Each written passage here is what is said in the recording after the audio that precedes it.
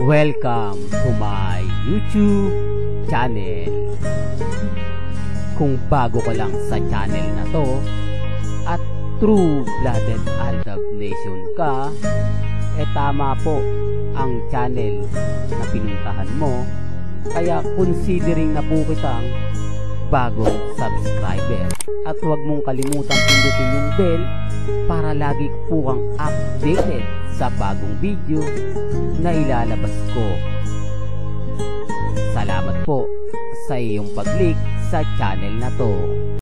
Welcome back mga kaltab. Ito na naman po ang inyong lingkod, si Mr. Destiny, at panibagong update na naman po tayo. Panibagong mga kaganapan po ngayong nangyayari sa ating Pilipinas mga kaltab. Alam niyo po ba na talaga naman pong napakainit na mga nangyayari ngayon sa social media, pero focus lang po tayo kila Main at kay Alden. Dahil sa video nga po na lumabas, dahil nga po sa muling pagbabalik ni Mengay at ni Alden sa Bibo, marami na pong kwento ang lumabas. Marami na pong balita, ang mga sinasabing nakakatuwa at nakakataba po ng puso pabor sa atin. Dahil wala na nga pong kumukontrang Armain ngayon, na siyempre nakakatuwa pa rin po kasi solo na po Hindi po ba dati marami nang babash kay Mr. Destiny, ngayon tahimik na. Patunay lang po yan na mga yung pahayag at sinasabi natin ay talagang umuukol at tumaayon po sa atin. Kaya nga sa mga mamis dyan, sa mga tita, sa mga senior na tuluyan nga po tayong sinusuportahan, tayo po yung panalo rito ngayon. Tayo yung bida ngayon.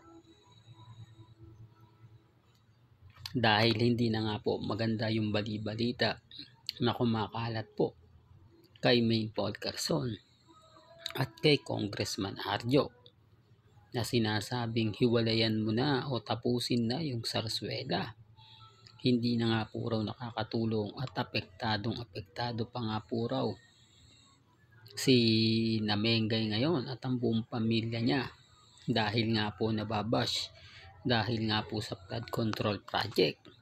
At sino na nga po ba maniniwala na kahit anong sabihin po nila, talagang wala po talagang sisimpatya. Sample lang po, naglabas si Gela Ataide ng isang post sa social media. Anong nangyari? Hindi po ba? Halos nabash nga lang po ang pamilya Ataide dahil sinasabing pinaghirapan daw po ang pera na ginamit alis ng ibang bansa o pagpunta sa mga bansa na kung saan nga po raw kumbaga sariling pera ang winaldas. Well, nagkaroon na nga po ng issue yan, di po ba? Sabi ko nga po sa inyo at sinasabi nga po nila na pinagmamalaki nga po ni Congressman Arjo na sariling pera daw po niya ang kanyang ginagastos, at naghamon pa nga po ito na imbestigahan daw po sa Kongreso kung may anomalya nga po raw. Abay, wala talaga kasi kung iimbestigahan nyo naman po si Congressman Arjo, ay wala talaga kayong makikita dahil under the table ang binigay na 50 million at sinasabing hindi daw ganun pa kalaki, may mas malaki pa raw pong ibinigay. Hindi po ba? Kaya nga po si Mayor Joy Belmonte na nga po talagang nagsasalita na ngayon. Kumbaga binibigyan niya na ng halaga o binibigyan niya na ng kumbaga konsiderasyon ang mga taga Quezon City na hindi ko kakampihan itong mga pinaggagawa ni Congressman Arjo. Para talagang sinasabi niyang sige, ituloy nyo yung pag-iimbestiga, kunin nyo ang nararapat, magbayad ang mga taong nagkasala. Di po ba? Simpleng salita lang naman po yun, simpleng pagpahiwatig na kumbaga nakakatuwa lalo na po na tumutulong nga po sa investigasyon si Mayor Joy Belmonte, kasi siya yung nagsasabi kung gaano nga po ba talaga kalaki ang project, kung magkano nga po ba totally ang nailabas na pondo sa District 1, mga kaaldab. Kaya nga sabi ko sa inyo, yung mga nagre-react ngayon, yung mga nagko-komento, wala po ba? Wala na. Kumbaga, kahit kasi anong sabihin nila, wala po sa kanilang maniniwala. Dahil hindi naman po talaga totoo ang mga sinasabi nila at pinapakalat.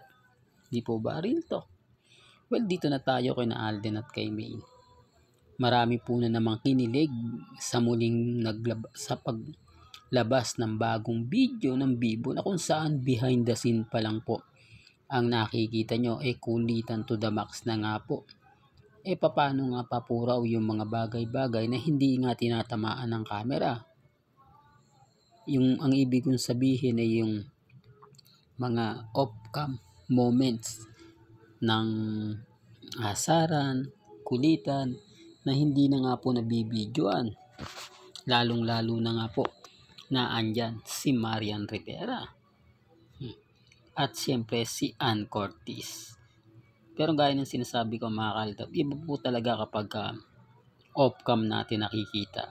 Iba po talaga kapag nararamdaman natin na ganito ganyan, etc. etc.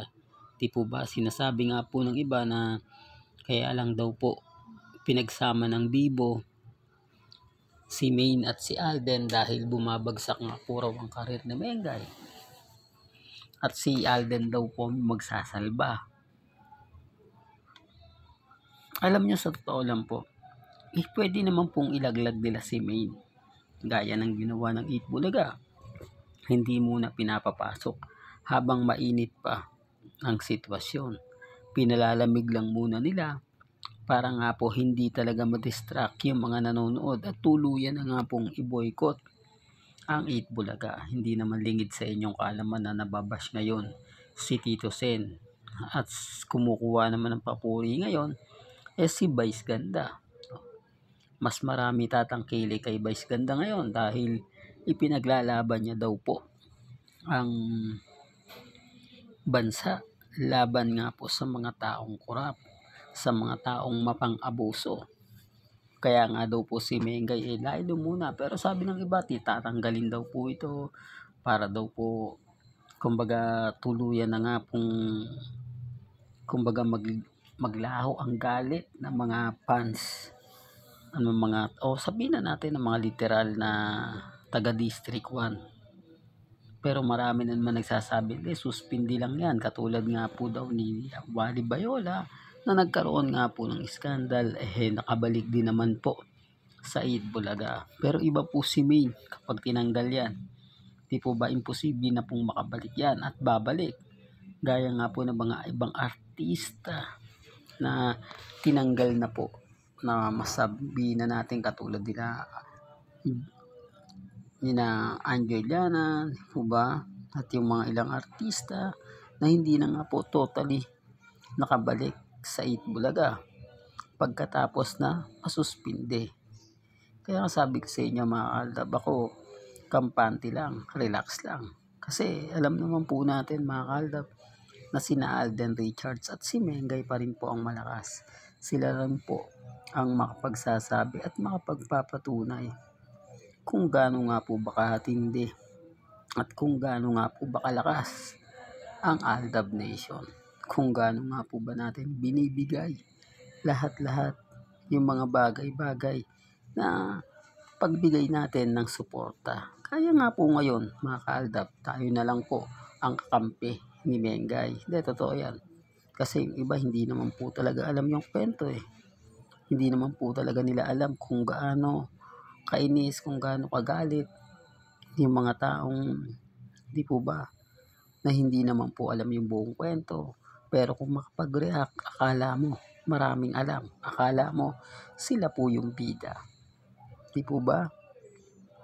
Well, hanggang dito na lang po ang ating latest updates. Kaya kung gusto niyo pa po ng pinaka-latest at sariwang update, abay tumutok lang po kayo dito po sa channel ni Mr. Destiny para updated po kayo sa mga bago at sa mga latest na i-upload po natin maya lang. Kaya kung bago ka lang sa channel na to at isa kang true-blooded Aldab Nation na nagmamahal kila Mengay at Isoy, tama po ang channel na pinuntahan mo, kaya consider na po kitang bagong subscriber at huwag mo kalimutang i-share ang mga video po natin sa mga mamis, sa mga titas at sa mga senior. Hanggang sa muli, salamat po sa panonood at pakikinig.